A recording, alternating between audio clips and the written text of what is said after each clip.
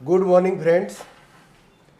આજે આપણી સાથે મુંબઈથી લો કર્યું છે એવા શ્રુતિબેન રાવલ છે સાથે, અને આઈપીઆર ઉપરનો આપણો સેમિનાર છે. જેઓને લીગલ સાઈડમાં 5 વર્ષનો અનુભવ છે અને પોતે આ ઇન્ડસ્ટ્રીઝની અંદર મુંબઈની અંદર લોયર તરીકે પણ પ્રેક્ટિસ કરેલી છે. અમદાવાદની અંદર એમણે 2022થી શરૂઆત કરેલી છે. જેઓની એક્સપર્ટી છે ઇન્ટેલેક્ચ્યુઅલ પ્રોપર્ટીમાં. એ સિવાય કોઓર્ડિનેટર તરીકે બુક સ્પાર્ક પબ્લિકેશનની અંદર બેંગ્લોરમાં પણ કામ કરેલું છે એમણે. પછી પેનલ મેમ્બર છે, પછી મેમ્બર એનજીઓ હ્યુમન ફાઉન્ડેશન મુંબઈમાં પણ એમણે જોડાયેલા છે. તો તેઓ આપણને ઇન્ટેલેક્ચ્યુઅલ પ્રોપર્ટી વિશે બધી ઇન્ફોર્મેશન આપશે. તો આપણે એમને તાળીઓના ગડગડાટથી વધાવીશું. શ્રુતિબેન રાવલ. Thank you.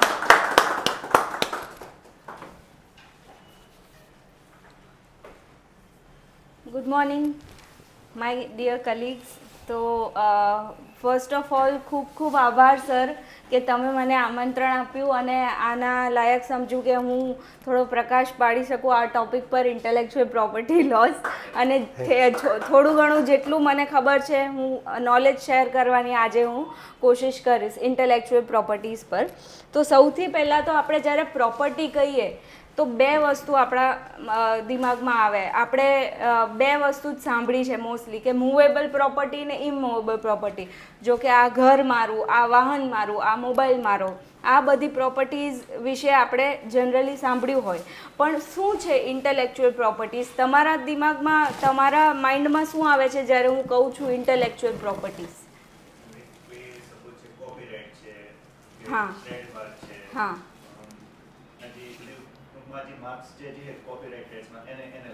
હા, એને લગતું. એટલે મોસ્ટલી ઇન્ટેલેક્ચ્યુઅલ પ્રોપર્ટી ડિફાઇન કરેલું છે વાઇપોની અંદર. વાઇપો એટલે કે વર્લ્ડ ઇન્ટેલેક્ચ્યુઅલ પ્રોપર્ટી ઓર્ગેનાઇઝેશને ડિફાઇન આવી રીતે કર્યું છે કે the intellectual property refers to creations of the mind and such as inventions and literally artistic works and symbols, names and images used in commerce. હવે આખી ડેફિનેશનની અંદર બે વસ્તુ મેઇન છે કે ક્રિએશન્સ ઓફ ધ માઇન્ડ અને યુઝડ ઇન કોમર્સ. હવે આનો શું મતલબ કે કોઈ પણ એવી વસ્તુ કે જે પહેલાં મારી માઇન્ડથી મારી પ્રોપર્ટી છે, મેં ઇન્વેન્ટ કરેલી છે. કોઈ સિમ્બોલ થઈ ગયો, કોઈ વર્ડ થઈ ગયો, કોઈ માર્ક થઈ ગયો, કોઈ પોયમ થઈ ગઈ, કોઈ બુક થઈ ગઈ, કોઈ વિડીયો થઈ ગયો, કોઈ એક નાની શોર્ટ ફિલ્મ થઈ ગઈ. કોઈ પણ એવી વસ્તુ જે મારું ક્રિએશન છે અને એ ટાઈપનું ક્રિએશન છે કે ઇન્વેન્શન છે કે જેને અગર હું માર્કેટમાં બહાર પબ્લિશ કરીશ કે પબ્લિકમાં હું એને લઈ આવીશ, રજિસ્ટર કરીશ, તો એનાથી મને કોમર્શિયલાઇઝેશન એનું મારું થશે, કે એનાથી મને હું એના બિઝનેસ કરી શકીશ. એટલે એવી કોઈ પણ વસ્તુ કે જેની માર્કેટમાં એઝ અ બિઝનેસ, અને આગળ આપણે જેવી રીતે સેશનમાં વધશું એક્ઝેક્ટલી આનો મતલબ ખબર પડશે કે એક્ઝેક્ટલી આનો શું મતલબ છે અને કઈ રીતે ઇન્ટેલેક્ચ્યુઅલ કઈ ટાઈપ્સની ઇન્ટેલેક્ચ્યુઅલ પ્રોપર્ટી હોય છે. હવે એની અંદર એવું છે કે there are 6 main types of intellectual properties: trademark, copyright, patent, industrial designs, geographical indications અને ટ્રેડ સિક્રેટ્સ. તો આપણે એક શોર્ટમાં આપણે સમજશું આ સેશનની અંદર કે એ બધી ઇન્ટેલેક્ચ્યુઅલ પ્રોપર્ટીઝની વચ્ચે મેઇન શું ડિફરન્સ છે, એના કી અસેન્શિયલ ફીચર્સ શું છે અને કયા લોઝથી ગવર્ન થાય છે. હવે આપણે જનરલી આપણે કહીએ કે હા ભાઈ ટ્રેડમાર્ક અમને ખબર છે, કોપીરાઇટ, પણ આ બધાની વચ્ચે એક કી ડિફરન્સ હોય છે. તો ટ્રેડમાર્ક એટલે કોઈ પણ એવું sign, word, symbol, logo, device, કોઈ પણ એવી વસ્તુ જે તમારા બિઝનેસને બીજાથી અલગ પાડે છે. કે હવે આપણે એમ જેવું કહીએ મેકડોનલ્ડ્સનો એમ લોગો, તો આપણને ખબર પડે કે હા એવી રીતે ઘણા બધા, કોઈ પણ આજે તમે માર્કેટમાં કોઈ પણ શોપમાં જાઓ, મોલમાં જાઓ અને કોઈ પણ પ્રોડક્ટનો ફોટો જોશો ને તો તમને ખબર પડશે કે કાં તો એની ઉપર TM લખેલું હશે ને કાં તો R લખેલું હશે.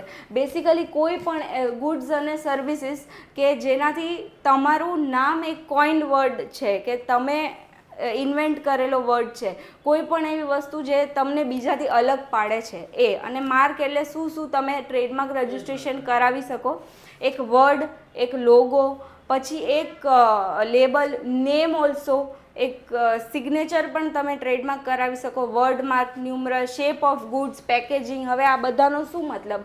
હવે વર્ડ માર્ક, સપોઝ મારો બ્રિટાનિયા બિસ્કિટની બ્રાન્ડ થઈ ગઈ, એ બ્રિટાનિયાને અગર હું એઝ અ વર્ડ રજિસ્ટર કરાવું છું કે બ્રિટાનિયા વર્ડ ઉપર ખાલી મારો હક છે, તો એ વર્ડ માર્કની એપ્લિકેશન થઈ ગઈ. પછી ડિવાઇસ માર્ક એટલે કે બ્રિટાનિયાનો ડિઝાઇન શું લોગોની, તો અગર એ ડિઝાઇન એટલે એ ડિવાઇસ એપ્લિકેશન થઈ ગઈ. પછી આખું એનું પેકેજિંગ, કે બિસ્કિટનું પેકેજિંગ મારું કેવું હોવું જોઈએ, કયા કલરનું, કયા ડિઝાઇનનું, એ મેં રજિસ્ટર એકવાર કરાવી લીધું. પછી સેમ એવું બીજું કોઈ રજિસ્ટર જો કરાવે કે એને સિમિલર, એના જેવું, તો હું એના પર એક્શન લઈ શકું. તો એ રીતનું હોય. અને પછી સિદ્ધાર્થ મલ્હોત્રા તમને ખબર છે કે એક એક્ટર છે, એવા તો ઘણા બધા બીજા બી એક્ટર્સ હશે, એણે પોતાની સિગ્નેચર બી ટ્રેડમાર્ક કરાવેલી છે.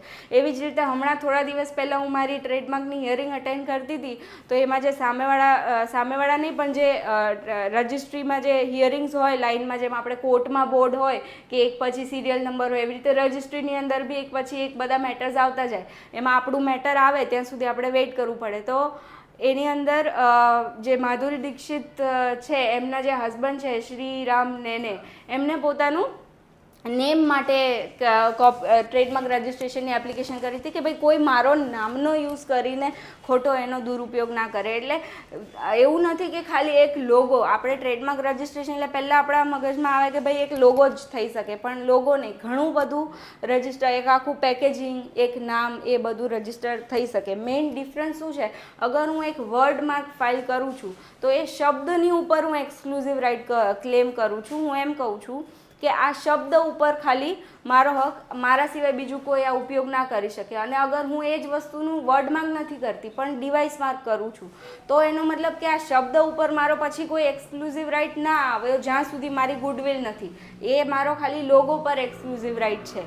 અને જો કોઈ શબ્દ ઉપર તમને એક્સક્લુઝિવ રાઇટ જોતો હોય તો કન્ટિન્યુઅસ યુઝ અને ગુડવિલ, આ બે વસ્તુ બહુ ઇમ્પોર્ટન્ટ છે. ટ્રેડમાર્ક લોની અંદર બે જ વસ્તુ ઇમ્પોર્ટન્ટ છે કે તમે કેટલા વર્ષ સુધી તમારો ટ્રેડમાર્ક યુઝ કરો, 20 વર્ષથી યુઝ કરો છો, 30 વર્ષથી, અને તમારી માર્કેટમાં ગુડવિલ છે, તો કોઈ જરૂર બી નથી રજિસ્ટ્રેશન માટે અપ્લાય કરવાની. માર્કેટમાં ઓલરેડી ખબર જ છે કે આની ગુડવિલ છે, અને એ ગુડવિલ અને યુઝના બેસિસ પર રજિસ્ટ્રેશન કરાવ્યા વગર પણ તમે કોઈના પર કેસ કરી શકો છો. એટલે બેસિકલી તમારી ગુડવિલ અને તમારો યુઝ ટ્રેડમાર્ક લોની અંદર બહુ ઇમ્પોર્ટન્ટ છે પ્રોટેક્શનમાં. હવે વાય ટુ પ્રોટેક્ટ, શું કરવા કોઈ પણ વ્યક્તિએ ટ્રેડમાર્કની એપ્લિકેશન ફાઇલ કરવી જોઈએ? તો એમાં એવું છે કે એક એક્ઝામ્પલ લઈએ આપણે કે ઇન્ડિયાનું પોપ્યુલેશન આટલું મોટું છે. વર્ડ એ એક એવી વસ્તુ છે કે જે ક્યારેય પણ કોઈના પણ, અહીંયા હું અમદાવાદમાં છું, આજે મારા મગજમાં એક વર્ડ આવ્યો કે મારે સપોઝ ફૂડ બિઝનેસ ચાલુ કરવો છે ને આ વર્ડથી મારે ચાલુ કરવો છે, તો એવું શક્ય છે કે મુંબઈમાં કોઈને સિમિલર આઈડિયા આવ્યો કે મારે બી આ વર્ડ જોઈએ છે. તો હવે જે માણસે ખાલી વિચાર કર્યો કે મારે આ જોઈએ છે, એનું કામ નહીં બને. અને જેને વિચાર કર્યો કે મારે આ વર્ડ ઉપર મારું એક્સક્લુઝિવ રાઇટ જોઈએ છે અને તરત ભલે એપ્લિકેશન કરી દીધી, ભલે પ્રપોઝ ટુ બી યુઝ પર કરી કે હું ફ્યુચરમાં આને યુઝ કરીશ, પણ એને એપ્લિકેશન કરી ટ્રેડમાર્કની, તો એ આખા એપ્લિકેશન કરો એટલે તમે પબ્લિક સર્ચમાં દેખાઈ જાઓ અને તમે you are claiming to the world કે આ મારું છે, પહેલાં મેં એપ્લિકેશન કરી. તો એવી રીતે, એટલે તમે અગર કોઈ નામ વિચાર્યું છે, તમારા ફ્યુચરમાં તમને કોઈ એક તો તમારે બે વસ્તુથી બે રીતની એપ્લિકેશન, તમે ફ્યુચરમાં કોઈ બિઝનેસ કરવાનો વિચાર છે, કોઈ લો ફર્મ ખોલવી છે, કોઈ ફૂડ બિઝનેસ કરવો છે, કાંઈ પણ, ને તમને એવું આવ્યું આજે મગજમાં કે ભાઈ આ નામથી મારે કરવું છે, તો તમે જો વેઇટ કર્યો ને કે હાલો ને હવે શું જલ્દી છે, બિઝનેસ ચાલુ કરીશ ત્યારે રજિસ્ટ્રેશન કરાવીશ, 1 વર્ષ પછી, 2 વર્ષ પછી, તો ઓલરેડી બીજા કોઈએ એવું પોસિબલ છે કે કોઈ કરી દીધું હોય. એટલે જ્યારે તમારે આઈડિયા આવે ને ત્યારે તમારે લોયરને અપ્રોચ કરવું જોઈએ અને એ બ્રાન્ડનું રજિસ્ટ્રેશન ભલે પ્રપોઝ ટુ બી યુઝ બેઝ પર પણ કરાવી દેવું જોઈએ. હવે આની અંદર મહત્ત્વનું શું છે કે તમે જ્યારે પ્રપોઝ ટુ બી યુઝ બેઝ પર એપ્લિકેશન કરો ને ત્યારે તમારે વિધિન 5 years એવું એડવાઇઝેબલ છે કે એનો યુઝ ચાલુ કરી દેવો જોઈએ જ્યારે એપ્લિકેશન કરો એના વિધિન 5 years. હવે કરી શકો તમે નેક્સ્ટ ડેથી પણ, વીક પછી, મહિના પછી, વર્ષ પછી, પણ એવું એડવાઇઝેબલ છે. કેમ? કારણ કે અગર તમે એને 5 વર્ષ સુધી યુઝ નહીં કરો અને ખાલી એમને રજિસ્ટ્રેશન કરાવીને રાખશો તો ફ્યુચરમાં એવું પોસિબલ છે કે કોઈ એ એપ્લિકેશન પર ઓબ્જેક્શન લઈ શકે કે ભાઈ આ માણસે નામ મને પણ આ જ રજીસ્ટર કરવું છે પણ હું તો યુઝ કરવા માગું છું, આ માણસે ખાલી રજીસ્ટ્રેશન કરાવીને રાખ્યું છે, યુઝ નથી કરતો, એટલે મને હવે આ નામ આપી દો કારણ કે મારે તો સાચેનમાં યુઝ કરવું છે. એટલે એવું એડવાઇઝેબલ છે કે તમે યુઝ કરવાનું સ્ટાર્ટ કરી દો. અને ઓલરેડી અગર તમે 1 વર્ષથી આ માર્કેટમાં છો અને બ્રાન્ડ યુઝ કરો છો તો વેલ એન્ડ ગુડ કે તમે 1 વર્ષથી આ છો માર્કેટમાં અને તમે 1 વર્ષ પછી અપ્લાય કરો છો તો તમે રજિસ્ટ્રીને પ્રૂફ આપશો કે 1 વર્ષથી હું ઇન્વોઇસ આપશો, સેલ્સ ઇન્વોઇસીસ આપશો, આ તે બધું કે ભાઈ હું યુઝ કરું છું. તો આ રીતની 2 ટાઈપની એપ્લિકેશન થઈ શકે, એક પ્રપોઝ ટુ બી યુઝ પર ને એક ડેટ ક્લેમ કરીને કે આ તારીખથી હું આ માર્ક યુઝ કરું છું. તો આ રીતની એપ્લિકેશન થઈ શકે ને એડવાઇઝેબલ છે કે કરાવી જ દેવી જોઈએ. હવે હા ના, જાતે પણ કરી શકીએ, સેલ્ફ, હા જાતે પણ કરી શકીએ. પણ એમાં પ્રોબ્લેમ એ છે કે એકવાર એપ્લિકેશન ટ્રેડમાર્ક એપ્લિકેશન એટલે કોઈ સિમ્પલ એપ્લિકેશન જેવી નથી. એમાં જાતે કરો ને પછી જો એક્ઝામિનેશનનો રિપ્લાય આવવાનો થયો, હિયરિંગમાં અટેન્ડ થવાનું થયું તો એક એઝ અ કોમન મેન એ બધું ના કરી શકે. એ વસ્તુ એક લોયર જ કરી શકે. તમારા ટ્રેડમાર્કની એપ્લિકેશન પર ટ્રેડમાર્ક રજિસ્ટ્રીનું કોઈ ઓબ્જેક્શન આવ્યું કે ઓપોઝિશન આવ્યું તો એ એક કોમન મેન ના કરી શકે, એ એક લોયર જ કરી શકે. એટલે પછી એવું એડવાઇઝેબલ છે કે એક લોયર પાસેથી જ એપ્લિકેશન કરાવો તો એ તમારી એપ્લિકેશનનું TMથી R સુધી જેટલો પણ વચ્ચેનો લીગલ પ્રોસેસ છે એનું ધ્યાન રાખી શકે. ફર્સ્ટ એપ્લિકેશન કરે ધારો કે કોઈ બીના 2 લોગો તમે કીધા સેમ ટુ સેમ લોગો છે બધા, બરોબર? હવે એમાં 4-5 એપ્લિકેશન આવ્યું હોય એક જ લોગો માટે તો એ પ્રિપેર કેને પેલું કરે કે ફર્સ્ટ એપ્લિકેશન આવ્યું હોય ને ના, એપ્લિકેશન ડેટ એટલી ઇમ્પોર્ટન્ટ નથી જેટલી યુઝર ડેટ ઇમ્પોર્ટન્ટ છે. કે આપણે હું સપોઝ કહું છું કે મારું એક બ્રાન્ડ નેમ છે સપોઝ વિનિંગ હાર્ટ્સ, હવે બીજા કોઈકનું બી છે winning heart, same logo same brand name, પણ હું એવું વિથ ડોક્યુમેન્ટ્સ પ્રૂફ કરું છું કે હું આ 2020થી યુઝ કરું છું અને સામેવાળો એ પ્રૂવ ના કરી શક્યો કે યુઝ કરે છે એકચ્યુઅલમાં, તો જે પ્રાયર યુઝર છે જેની પાસે ડોક્યુમેન્ટેડ પ્રૂફ છે યુઝનું, કે જેમ કે એડવર્ટાઇઝમેન્ટ મટીરિયલ, મેં એડવર્ટાઇઝમાં આટલો ખર્ચો કર્યો એના બિલ્સ, મારો સેલ્સ થયો છે એકચ્યુઅલમાં તો એના બિલ્સ, તો જે માણસ પોતાનું યુઝ પ્રૂવ કરે એ પ્રાયર યુઝર ગણાય ને એને વધારે પ્રોટેક્શન મળે, પહેલું પ્રોટેક્શન પ્રાયોરિટી પર મળે. તો આ રીતના ટ્રેડમાર્કનું હોય. ને કોણ અપ્લાય કરી શકે? ફીઝ એટલે ગવર્મેન્ટ ફીઝ હોય એની અંદર કે MSME અગર છે તમારું તો 4500 અને ઇન્ડિવિજ્યુઅલ છો તો 4500, MSME with MSME 4500, without MSME 9000 અને પ્લસ હા ઇન્ડિવિજ્યુઅલ હોય તો 45. એટલે મેં કરાવડાવ્યું છે ને, મને ખબર છે. એટલે હા, પછી એ જે એક્સ્ટ્રા ઉપરનો ચાર્જ લોયરની લીગલ સર્વિસીસનો ચાર્જ હોય, એટલે એની જે એક્સપર્ટાઇઝ છે ફાઇલિંગમાં, પછી એનો એક્ઝામિનેશન આવે તો એનો રિપ્લાય કરવામાં, તો એ આખું જે લીગલ પ્રોસેસ છે. કારણ કે TMથી R સુધીનો પ્રોસેસ ઘણો લાંબો છે. એકવાર તમને TM તો કાલે કોઈ પણને મળી જાય, પણ રજિસ્ટ્રેશન મળતા ઇન્ડિયાની અંદર 1 થી 4 વર્ષ લાગે છે. ડિપેન્ડ કરે છે કે તમારા પર થર્ડ પાર્ટી ઓપોઝિશન આવ્યું કે ના આવ્યું. જો ના આવ્યું હોય તો વિધિન 1 યર થઈ જાય રજિસ્ટર, જો આવ્યું હોય તો એ તમારા લોયરે ફાઇટ કરવું પડે થર્ડ પાર્ટી ઓપોઝિશન. એ રીતનું છે. અને કોણ અપ્લાય કરી શકે? તો એક ઇન્ડિવિજ્યુઅલ, એક પાર્ટનરશિપ ફર્મ, પ્રાઇવેટ લિમિટેડ કે પબ્લિક લિમિટેડ કંપનીના નામથી થઈ શકે, limited liability partnership firm apply કરી શકે, એક સોસાયટી પણ અપ્લાય કરી શકે, ટ્રસ્ટ પણ અપ્લાય કરી શકે, government department, statutory organisation, association of persons અને હિન્દુ અનડિવાઇડેડ ફેમિલી. આ 10 કેટેગરીઝ છે જે ટ્રેડમાર્ક એપ્લિકેશન કરી શકે. હવે એમાં ઇન્ટરેસ્ટિંગ ફેક્ટ કે આપણે કીધું કે ગવર્મેન્ટ પણ કરી શકે, તો એક તમે બધાએ મેક ઇન ઇન્ડિયાનો લોગો જોયો હશે, તો એ અપ્લાય કોણે કર્યો? તો ગવર્મેન્ટે જ કર્યો હતો કે આ લોગો અમારો છે. Ministry of commerce and industry, government of ઇન્ડિયાએ અપ્લાય કરેલો છે. અને એનો એપ્લિકેશન નંબર તમારે ઓનલાઈન ચેક કરવો હોય તો લખી લો 2829230. તો આ રીત 2829230 તો એની એપ્લિકેશન તમે જોશો તો તમને ખબર પડશે કે આ લોગો જ્યારે તમે અપ્લાય કરો તો વર્લ્ડ વાઇડ કોઈ પણ તમારા માર્ક ઉપર ઓપોઝિશન લઈ શકે, એવું જરૂરી નથી કે ઇન્ડિયામાં જ લઈ શકે. એટલે એક કંપની હતી યુકે બેઝડ કંપની જેનું લાયનનું ડિવાઇસ હતું. હવે મેક ઇન ઇન્ડિયામાં પણ લાયનનું ડિવાઇસ છે ને એ લોકોના સ્પોર્ટ્સ પ્રોડક્ટ હતા જેમાં એ લોકો લાયનનું ડિવાઇસ યુઝ કરતા હતા. તો એ લોકોએ આપણી એપ્લિકેશન પર ઓપોઝિશન લીધેલું છે, પણ તોય આપણે તો ગવર્મેન્ટ છે અને યુઝ કરે છે એટલે અત્યાર સુધી એ એપ્લિકેશનને મતલબ વેલિડ હતી અત્યાર સુધી, ને અત્યારે બી યુઝ થાય છે, પણ એમાં બી ઓપોઝિશન આવ્યું છે. એટલે એવું જરૂરી નથી કે ગવર્મેન્ટ ફાઇલ કરે તો ઓપોઝિશન નહીં આવે. ટ્રેડમાર્ક એવી વસ્તુ છે કે જેના પર કોઈ પણ રાઇટ ક્લેમ કરી શકે કે ભાઈ આ મારું ક્રિએશન છે, તમે યુઝ ના કરો, એ રીતનું. અને બીજો ઇન્ટરેસ્ટિંગ ફેક્ટ એ છે કે સાઉન્ડ માર્ક પણ રજિસ્ટર થઈ શકે.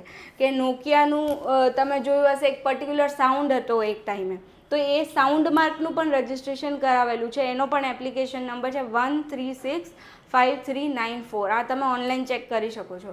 અને એ 2005માં નોકિયાએ પોતાના સાઉન્ડ માટે રજિસ્ટ્રેશન કરાવ્યું હતું.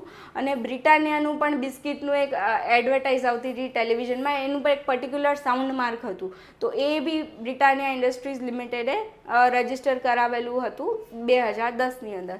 તો આ રીતનું કોઈ સાઉન્ડ માર્ક પણ રજિસ્ટર, કે એ સાઉન્ડ સાંભળીને જ પબ્લિકને ખબર પડે કે અચ્છા આ કંપનીનું છે, તો એ રીતે સાઉન્ડ માર્ક પણ રજિસ્ટર થઈ શકે છે. અને જેવી રીતે એક જેમ તમે કીધું કે મેક ઇન ઇન્ડિયા, હવે મેક ઇન ઇન્ડિયાનો એક સ્પેસિફિક લોગો છે, right, wearing we are using a lion, right. Now એનું ડિપિક્શન અલગથી કંઈક કર્યું હોય, લેટ્સ સે મારું સિમ્બોલ જેવું છે એની અંદર I make sure that I am not using the same thing, એટલે એક ડોટ કે એક શેપ અલગ થઈ જાય તો એ વસ્તુ અલગ પડે કે એવું નથી? લાયન એટલે લાયન બીજું કોઈ યુઝ ના, એવું નથી. એટલે એમાં એવું છે કે તમે લાયન તો એક કોમન સિમ્બોલ છે, એને કોઈ પણ યુઝ કરી શકે ઓલ્ટરેશન પર. તમે જો ઓલરેડી કોઈ એવી ફેમસ બ્રાન્ડ માર્કેટમાં એક્ઝિસ્ટ કરે છે જે લાયનના સિમ્બોલને કોઈ પણ પ્રોડક્ટ કે સર્વિસ માટે યુઝ કરે છે, તો તમારી એપ્લિકેશનમાં એવી સંભાવના છે કે ઓપોઝિશન કે ઓબ્જેક્શન આવે, જે તમારા લોયરે આર્ગ્યુમેન્ટ કરવાની હોય કે કઈ રીતે તમારું માર્ક એનાથી અલગ છે, કઈ રીતે તમારી ગુડ્સ ને સર્વિસીસ એનાથી અલગ છે, તમારે લોયરે તમને ડિફેન્ડ કરવું પડે. તો એ રીતે જે ટ્રેડમાર્કની અંદર ઓપોર્ચ્યુનિટી એ છે કે હવે મેં જે રીતે કીધું કે TM તો જલ્દી આવી જાય, પણ આર આવતા વાર લાગે. તો એની અંદર ઓપોર્ચ્યુનિટી એ જ છે કે વચ્ચેના જે પણ લીગલ પ્રોસેસ છે તમે એઝ અ ઇન્ડિવિજ્યુઅલ લોયરે પ્રેક્ટિસ કરી શકો, તમે કોઈ ફર્મ સાથે કામ કરી શકો, IP લિટિગેશન કરી શકો કે, તો એ રીતનું એવી રીતે એની અંદર ઓપોર્ચ્યુનિટી છે. ગવર્મેન્ટ ડિપાર્ટમેન્ટ જેવી ટ્રેડમાર્ક રજિસ્ટ્રી ઓફિસીસ છે મુંબઈ, અમદાવાદ, ચેન્નઈ, કોલકાતા, દિલ્હી, તો તમે રજિસ્ટ્રીની ઓફિસમાં બી ઘણી IP ઇન્ડિયા ગવર્મેન્ટ વેબસાઇટ છે, તો એમાં બી ઘણી વેકેન્સીઝ આવતી હોય છે. તો આ એક બ્રોડ એરિયા છે કે જેની અંદર સ્કોપ ઓફ ઓપોર્ચ્યુનિટીઝ ઘણી વધારે છે. કારણ કે અગર આપણે ડેટા જોઈએ તો જે 6 ટાઈપના ઇન્ટેલેક્ચ્યુઅલ પ્રોપર્ટીઝ મેં કીધા એની અંદર સૌથી વધારે ફાઇલિંગ ટ્રેડમાર્કમાં થાય છે.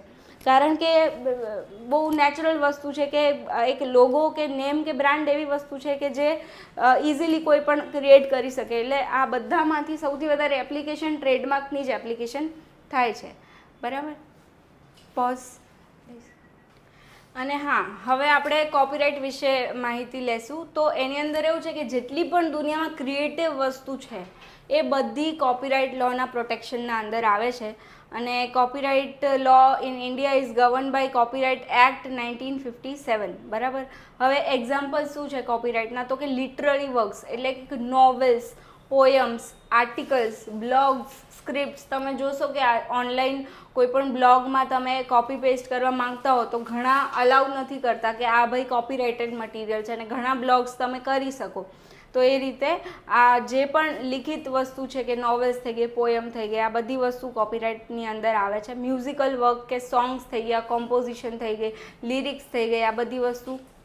ડ્રામેટિક વર્ક્સ એટલે કે પ્લેઝ, નાટકોની સ્ક્રિપ્ટ, મ્યુઝિક, અને બાકી films, movies, short documentary films YouTube પર જે આવતી હોય, થિયેટરમાં રિલીઝ થતી હોય કે બીજા કોઈ પણ પ્લેટફોર્મ પર રિલીઝ થતી હોય. આર્ટિસ્ટિક વર્ક એટલે કે સ્કલ્પચર્સ થઈ ગયા, ફોટોગ્રાફ્સ થઈ ગયા, ડ્રોઈંગ્સ થઈ ગયા, પેઇન્ટિંગ્સ થઈ ગયા. સોફ્ટવેર, કમ્પ્યુટર પ્રોગ્રામ્સ ને કોડિંગનું પણ કોપીરાઇટ જ થાય છે. અને સાઉન્ડ રેકોર્ડિંગ, મ્યુઝિક આલ્બમ, પછી ડોક્યુમેન્ટરીઝ મેં કહી દીધું, બિલ્ડિંગ પ્લાન્સ, ડિઝાઇન્સ, તો ઇન શોર્ટ જેટલી પણ ક્રિએટિવ વસ્તુઓ છે એ બધી કોપીરાઇટ લોના પ્રોટેક્શનની અંદર આવે છે. હવે copyright protection is automatic upon fixation of the work in a tangible medium, while patent require a formal application process and trademark also requires use in commerce. હવે આનો શું મતલબ થયો કે કોપીરાઇટ એક એવી વસ્તુ છે કે ધ મોમેન્ટ, જે ક્ષણે હું મારું કોપીરાઇટ વર્ક, મારું આર્ટિસ્ટિક વર્ક ક્રિએટ કરું, એ ક્ષણે મારો એમાં રાઇટ આવી ગયો. હા, એ વાત અલગ છે કે ફ્યુચરમાં મારે રાઇટ પ્રૂવ કરવો પડશે, પણ એના રજિસ્ટ્રેશનની કોઈ ખાસ જરૂર નથી.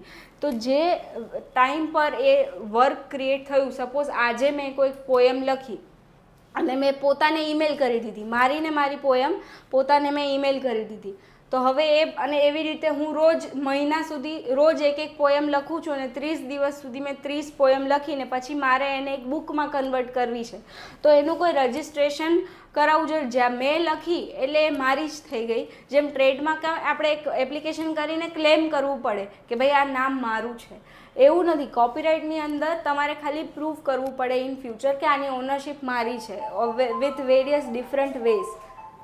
But copyright protection is automatic. આ એનો એક અસેન્શિયલ ફીચર છે અને કોઈ પણ ટેન્જિબલ મીડિયમમાં તમારે એને સ્ટોર કરવું પડે, એ ઇમ્પોર્ટન્ટ છે. તમારે ઓનરશિપ કે ટેન્જિબલ મીડિયમ એટલે કે કોઈ પણ physical object, return for example કે બુક છે, સીડી છે, હાર્ડ ડ્રાઈવ છે, પીસ ઓફ પેપર છે, અને એ રીતે. અને ટ્રેડમાર્ક કેન બી, હજી એક વસ્તુ એ કે trademark can be infringed by mistake, but there are very less chances that a copyright is infringed by mistake. આનો શું મતલબ થયો કે ટ્રેડમાર્ક એ કોઈ પણ વર્ડ છે, હવે મારા માઇન્ડમાં એક વર્ડ આવ્યો, સપોઝ રમકડા માટે ટુડલર્સ, તો એવું જરૂરી નથી કે બીજા કોઈના માઇન્ડમાં ના આવી શકે. બીજા કોઈના માઇન્ડમાં પણ તો ભૂલથી પણ અનઇન્ટેન્શનલી પણ બીજા માણસે મારું કોપી કરી શકે, કારણ કે એક વર્ડ બીજાના 2 કે 3 માઇન્ડ્સમાં પણ આવી શકે. પણ કોપીરાઇટમાં એવું નથી. કોપીરાઇટમાં જનરલી જે કોપી થાય છે, પાયરસી થાય છે કોઈ પણ વસ્તુની, તો ઇન્ટેન્શનલ જ હોય છે. કારણ કે એવું તો ના હોય કે કોઈ બુક લખી હોય એનું વર્ડ ટુ વર્ડ સિમિલર કોઈ બીજાએ લખ્યું હોય, ચેપ્ટર ટુ ચેપ્ટર. તો એવી રીતે કોપીરાઇટનું જે છે એ ઇન્ટેન્શનલ હોય છે અને એમાં એ ટાઈપની રેમેડીઝ હોય છે કે તમે લીગલ નોટિસ મોકલો કે ભાઈ આ મારું વર્ક છે અને તમે યુઝ ના કરો, એ રીતનું, કે તમે સૂટ ફાઇલ કરો, એ રીતનું. તો copyright is this way, in this way it is different from trademark and any other. કે તમે જોશો કે કોઈ પણ મૂવી છે એની પાયરસીની સાઇટ હોય છે, તો એ એક ઇન્ટેન્શનલ એક્ટ થઈ ગયું અને એના પર તમે જે એકચ્યુઅલ મૂવી પ્રોડ્યુસર છે એ કેસ કરી શકે, ભાઈ આ મારી પાયરેટેડ મૂવીઝ સેલ કરે છે કે જે પણ હોય. તો કોપીરાઇટની અંદર આ રીતનું હોય છે પ્રોટેક્શન. કોપીરાઇટની માલિકીનો પીરિયડ કેટલા સમયનો? એનો 60 years. 60 years સુધી કોપીરાઇટ વેલિડ ગણાય છે અને 10 years સુધી એક ટ્રેડમાર્ક વેલિડ ગણાય છે. તમારે 10 વર્ષે એનું રિન્યુઅલ કરાવવું પડે. તમે આનું કંઈક કીધું કે ભાઈ આ રજિસ્ટ્રેશન કરાવવું એટલે કમ્પલસરી છે? કમ્પલસરી શેની અંદર? આ કોપીરાઇટમાં નહીં, એટલે કમ્પલસરી નથી, પણ કરાવો તો સારું. પણ એડવાઇઝેબલ કહેવાય. એડવાઇઝેબલ છે, પણ એનો તમારો રાઇટ એનામાં ત્યારે જ આવી ગયો કોઈ પણ વસ્તુમાં જ્યારે તમે એને ક્રિએટ કર્યું. હવે મેં બુક લખી છે તો મેં જ લખી છે, એમાં કોઈ સવાલ જ નથી કે એ બુક બીજા કોઈએ લખી છે. ધારો કે જનરલી વસ્તુ છે કે અમે બંને જે સજેશન કરીએ કે ભાઈ મેં બી લખ્યું, અમે સેમ કોપી છે, એ ચલો રાજકોટમાં જઈને યુઝ કરે છે કે ઈમેલ કરે જે બી વસ્તુની, અને હું અહીંયા ઉપયોગ કરું છું જે બી.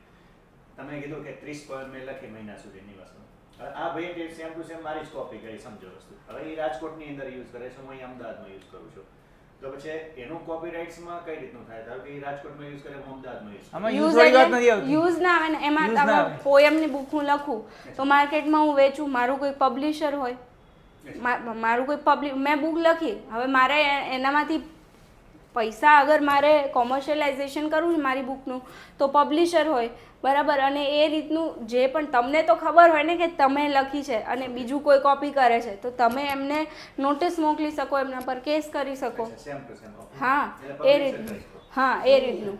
એની અંદર મેઇન શું છે કે તમારે તમારી ઓનરશિપ કઈ રીતે પ્રૂવ કરવી. તમારે કોઈ પણ વસ્તુ તમે જ્યારે ક્રિએટ કરો તો પોતાને જ એ વસ્તુ ઈમેલ કરી દો કે એમાં ડેટ આવી જાય કે ભાઈ આ ડેટે મેં આ લખ્યું છે, મેં અને હું આ ઈમેલ કરું છું, પોતાને પોસ્ટ કરી દો આ રીતનું. કાં તો તમે કોઈ વસ્તુ આજે કરો છો તો હવે વિડીયો છે, સપોઝ હું કોઈ વિડીયો નાખું છું યુટ્યુબમાં, એમાં કોઈ પ્રૂફની જરૂર નથી, મેં જ નાખ્યો છે વિડીયો, બરાબર, કોઈ ફિલ્મ બનાવી છે, તો એની અંદર કોનો કેટલો રાઇટ, તો કોપીરાઇટ લોઝ એ ટાઈપના હોય છે કે તેમાં તમારે કોન્ટ્રાક્ચ્યુઅલ એગ્રીમેન્ટથી કાં તો ફોટોગ્રાફિક કે વિડીયોગ્રાફિક એવિડન્સથી કે ડોક્યુમેન્ટેડ પ્રૂફથી તમારે ઓનરશિપ તમારી પ્રૂફ થઈ શકે.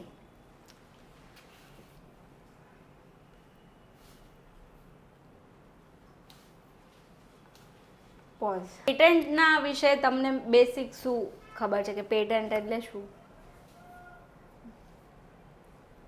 એટલે પેટન્ટ એટલે એમાં science is involve in patent, કે સાયન્સ અને ટેકનોલોજીનું જે કાંઈ પણ ઇન્વેન્શન છે એ જ પેટન્ટ કરવામાં આવે છે. હવે હું એક્ઝામ્પલ આપું, બહુ બેસિક એક્ઝામ્પલ. તો ટેલિફોન કોણે ઇન્વેન્ટ કર્યો? તો Alexander Graham in the year 1876 he invented telephone. Before that nobody knew કે ભાઈ આવી રીતે પણ થઈ શકે કે હું અહીંયા છું ને કોઈક બીજે છે અને મારે વાત ત્યાં કરવી હોય તો આ રીતે.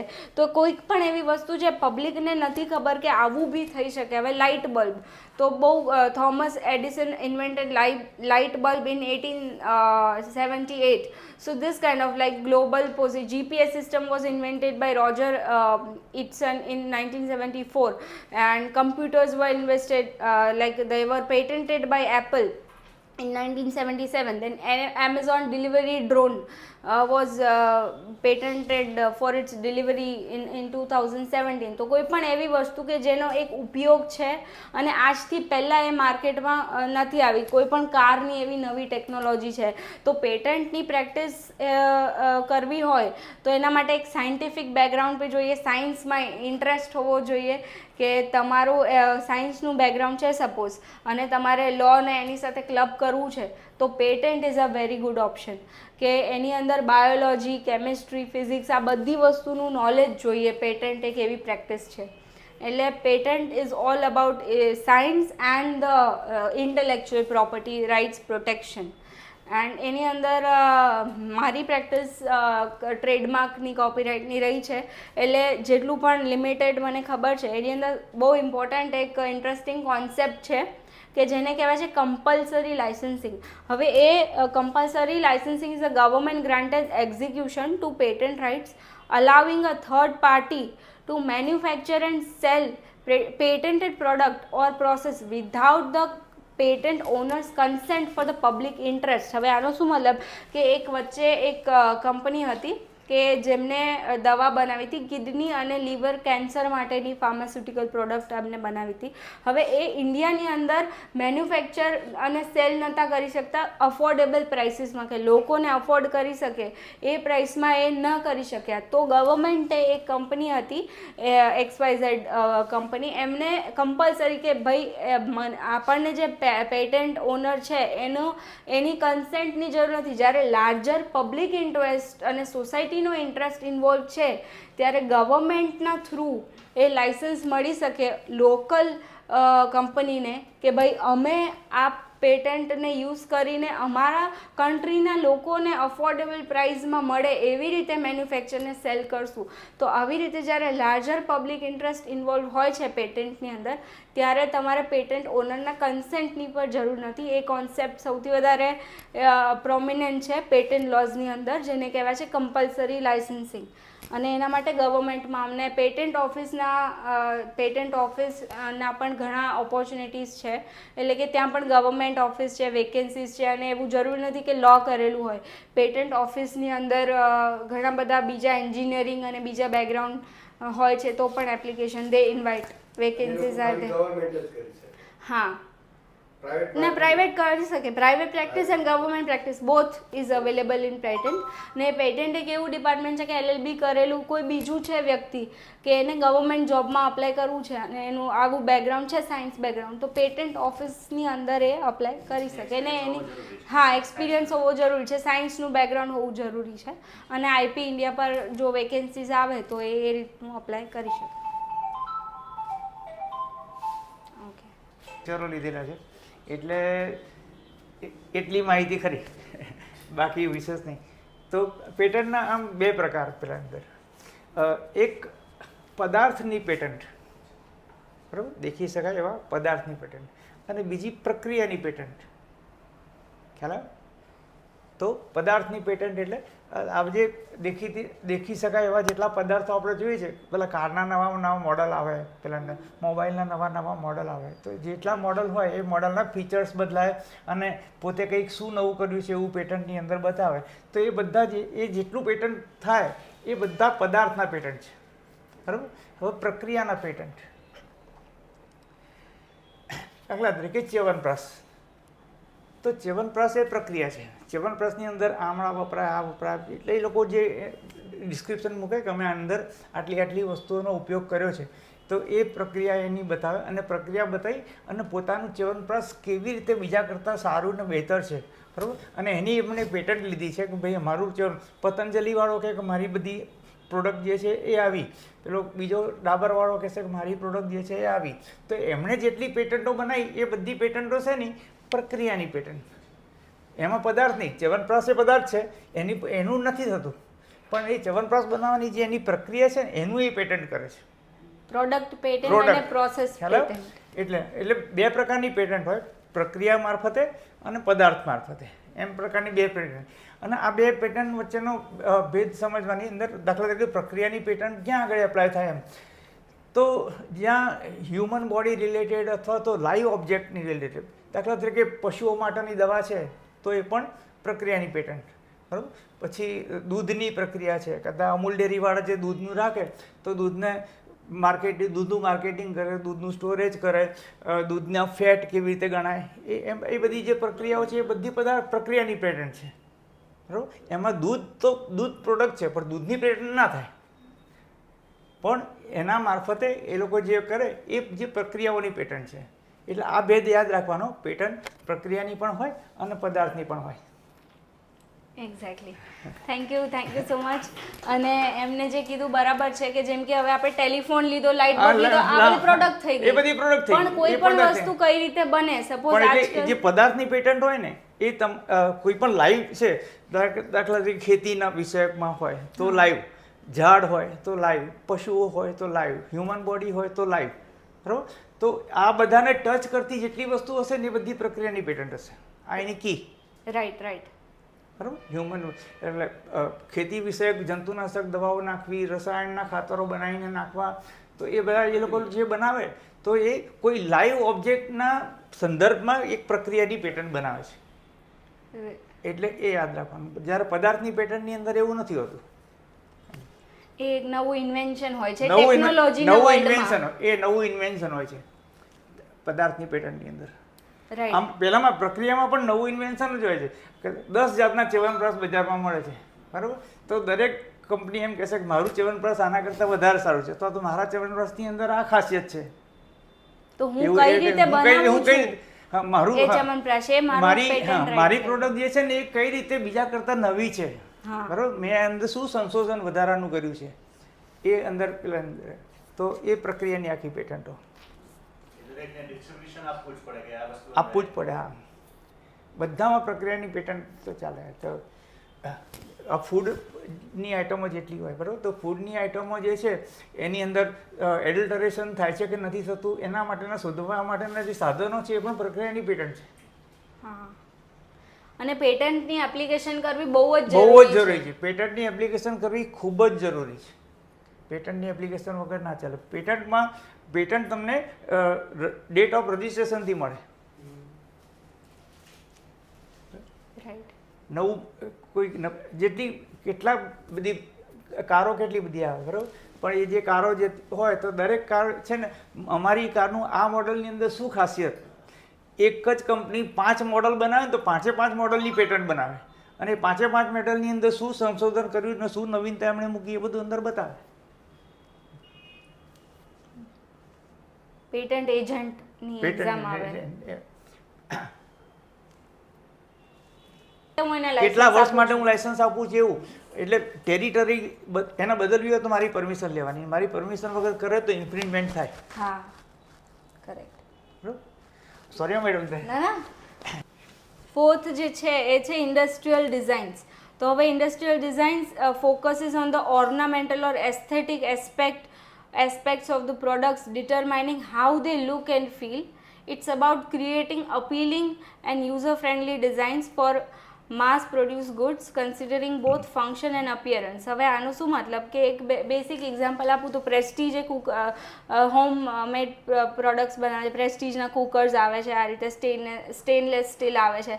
તો તો કોઈ પણ એવા પ્રોડક્ટ્સ કે જેનું ફંક્શનિંગ અને જેની ડિઝાઇન માર્કેટમાં કોઈ પણ એવું પ્રોડક્ટ્સ, હવે સપોઝ પહેલાં એક આપણે કપડાં સીવવાના મશીન જે એને શું કે હા ઉષા કંપનીના હતા. હવે એ મશીન એકદમ નોર્મલ પહેલાં આવતા કે એને એ રીતે સુઈંગ મશીન, હા, પણ મેં એમાં કોઈ નવી ડિઝાઇન બનાવી કે જેનું ફંક્શન, અપિયરન્સ, ડિઝાઇન એ બધું અલગ છે.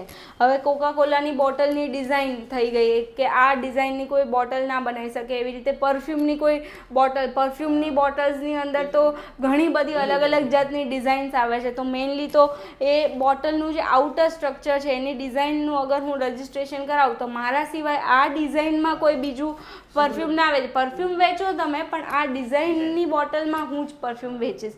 તો એવી રીતે કોઈ પણ પ્રોડક્ટ કે જેનું હા સુગંધનું પણ થઈ શકે રજિસ્ટ્રેશન, આઈપી પ્રોટેક્શન એ રીતનું.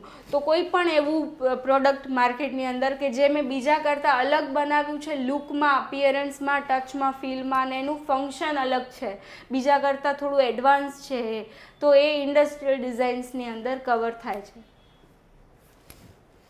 તમારું આ ઇન્ડસ્ટ્રીયલ ડિઝાઇન્સ પર કોઈ અનુભવ એટલે ખાલી એક્ઝામ્પલમાં ખાસ કરીને દરેક પ્રોડક્ટની અંદર ડિઝાઇનનું રજિસ્ટ્રેશન તો કમ્પલસરી જ, પણ ડિઝાઇનનો પર્પઝ શું છે કે તમે એવું કહેવા માગો છો પહેલાં અંદર કે મારી પ્રોડક્ટ એવી છે કે જે આંખોથી જોવાથી અને મહેસૂસ કરવાથી એવી મને ખબર પડી જાય કે આ એટલે આ.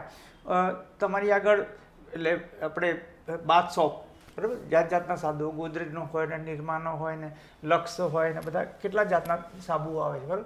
તો પછી પિયર્સ હોય ને, તો હું અહીંયા આગળ એના રેપર સાથે 5 જાતના સાબુ મૂકું અહીંયા આગળ, તો તમે દૂરથી પણ એવું કહી શકશો કે આ ગોદરેજ છે, આનો છે. એટલે એ કારણ કે એની એ જે પણ સાબુ છે એની જાહેરાતોના મારફતે એની જે ડિઝાઇન છે ને એ તમારા મનમાં વસી ગઈ છે, બરાબર.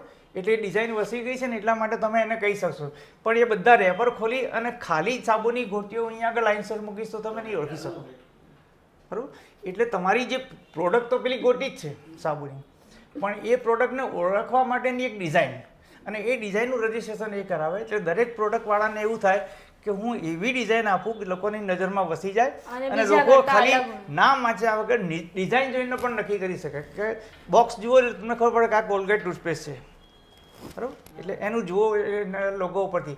પછી જે સરખા જેવો હશે ને તો તમે ઘણી વાર ડુપ્લિકેટ જે મળે ને એમાં સ્પેલિંગની અંદર નાનકડો ફેર હોય, બાકીની બધી ડિઝાઇન એક સરખી હોય. એ ટ્રેડમાર્ક લોની અંદર સ્પેલિંગમાં નાનું મોટું ડિફરન્સ હોય, પેકેજિંગમાં નાનું મોટું ડિફરન્સ હોય.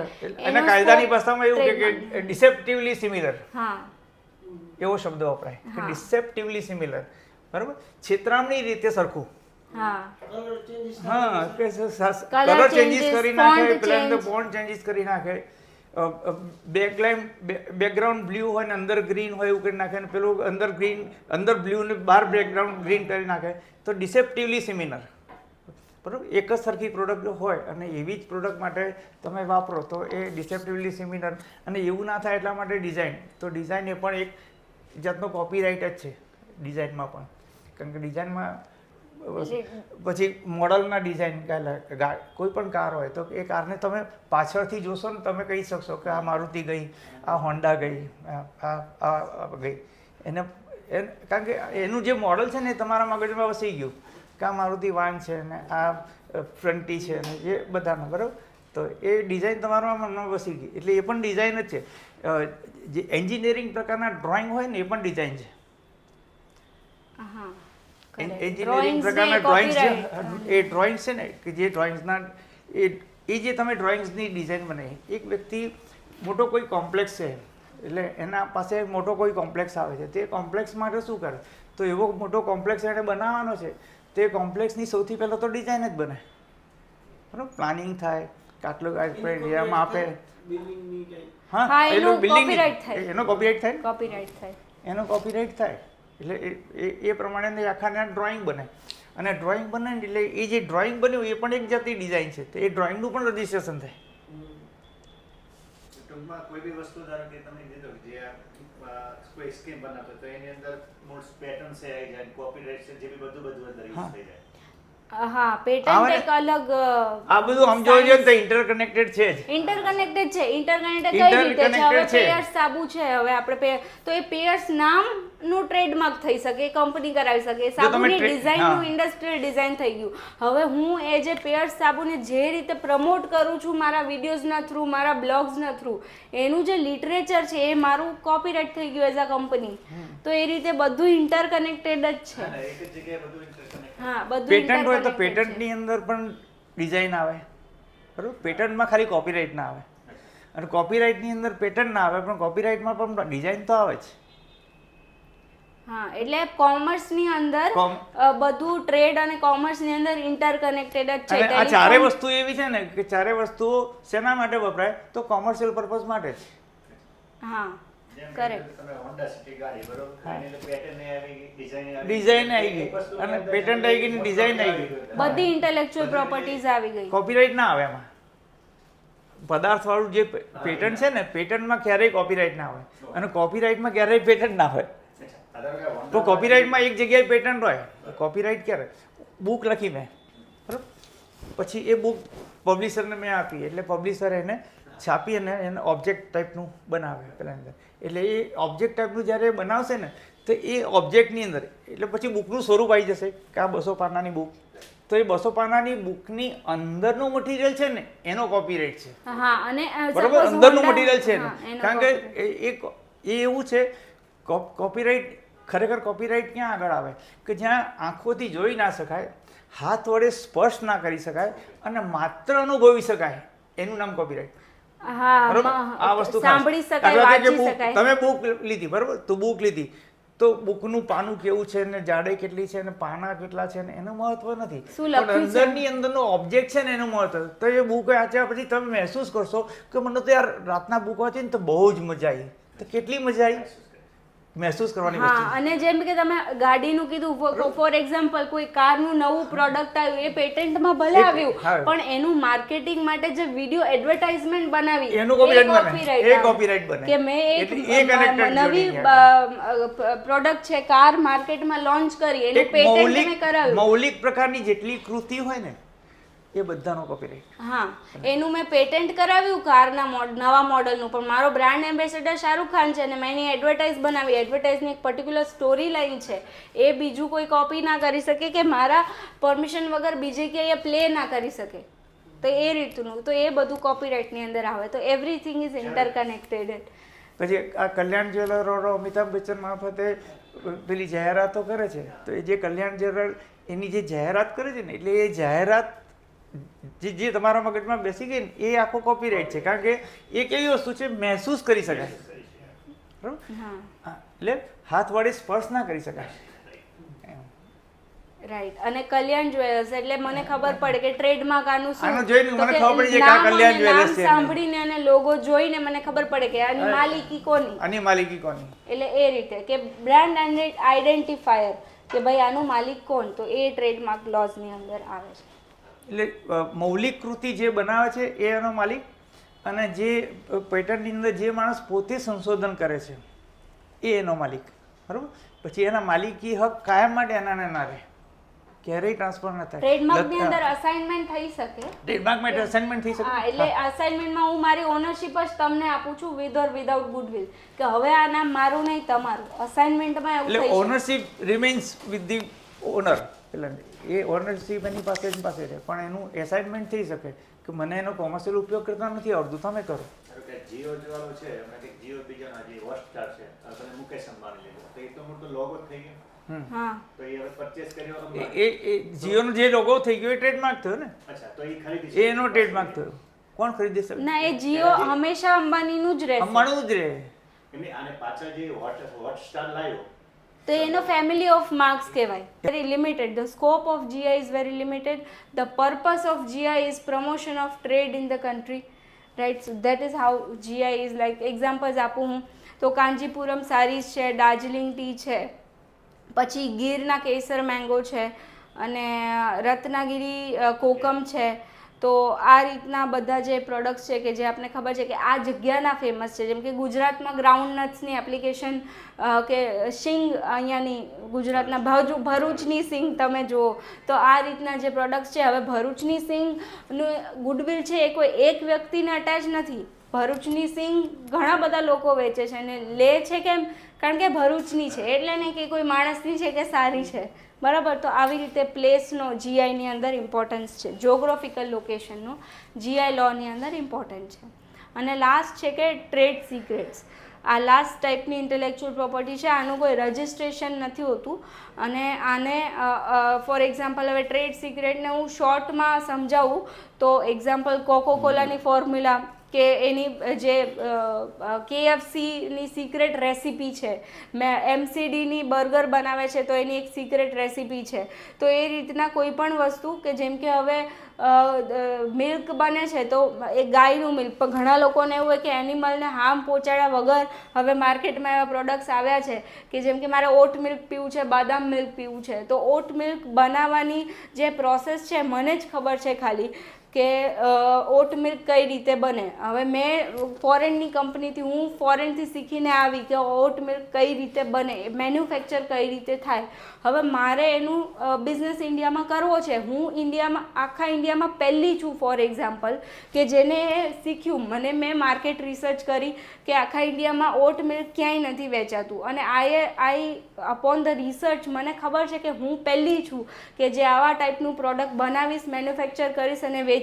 તો એ ટ્રેડ સિક્રેટ છે મારે કઈ રીતે પ્રોટેક્ટ કરવું કે થ્રુ એગ્રીમેન્ટ્સ, કે જે પણ હું એ કરીશ કે મારા એસોસિએશનમાં, બિઝનેસ એસોસિએશનમાં મારા એમ્પ્લોઈઝ, કે હું એક ફેક્ટરી નાખીશ તો મારા એમ્પ્લોઈઝ કે મારા બીજા જે પણ ડીલર્સ હશે, આ મારું ટ્રેડ સિક્રેટ હું કઈ રીતે પ્રોટેક્ટ કરું કે જેનાથી માર્કેટમાં કોમ્પિટિશન અવોઇડ કરી શકું. તો એના માટે એગ્રીમેન્ટ થાય કે તમે નોન કોમ્પિટ ક્લોઝ કે નોન ડિસ્ક્લોઝર એગ્રીમેન્ટ કરી શકો.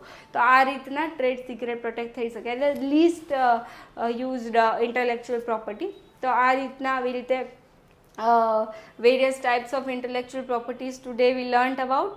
અને એની અંદર ઘણી ઓપોર્ચ્યુનિટીઝ છે પ્રાઇવેટ સેક્ટર અને ગવર્મેન્ટ સેક્ટરની અંદર. અગર તમને ખબર હોય તો આપણા પ્રધાનમંત્રી શ્રી નરેન્દ્ર મોદીજીએ એમના ભાષણમાં પણ કીધેલું છે કે he is very happy that a lot of trademark applications and patent applications are being filed in India. It shows that India is growing its startup culture. Right, so this is how intellectual property is very important. Intellectual property rights નું protection અને એનું prosper થવું એક કન્ટ્રીની અંદર બહુ જ important છે. એ show કરે છે કે આપણી કન્ટ્રી ડેવલપમેન્ટ તરફ જઈ રહી છે. Thank you so much. Certificate આવે છે કંઈક કે તમારી ગુણવત્તા જે સારી છે કે બહાર તમે માલ મોકલો એ ડિફેક્ટિવ ના હોય એવું કંઈક હમણાં એમને સર્ટિફિકેટ માટે કંઈક કે તમારી જે ગુણવત્તા એ સારી હોવી જોઈએ અને કોઈ જગ્યાએ પણ તમે માલ મોકલો છો એ રિટર્ન ના આવે, ડિફેક્ટિવ ના હોવું જોઈએ. એના માટે કંઈક એવું કંઈક એને સર્ટિફિકેટ જરૂરી છે કંઈક એના માટે કંઈક જેડ સર્ટિફિકેટ કંઈક આવે છે, એના વિશે કોઈ નોલેજ? હા, એના વિશે મને કોઈ નોલેજ નથી.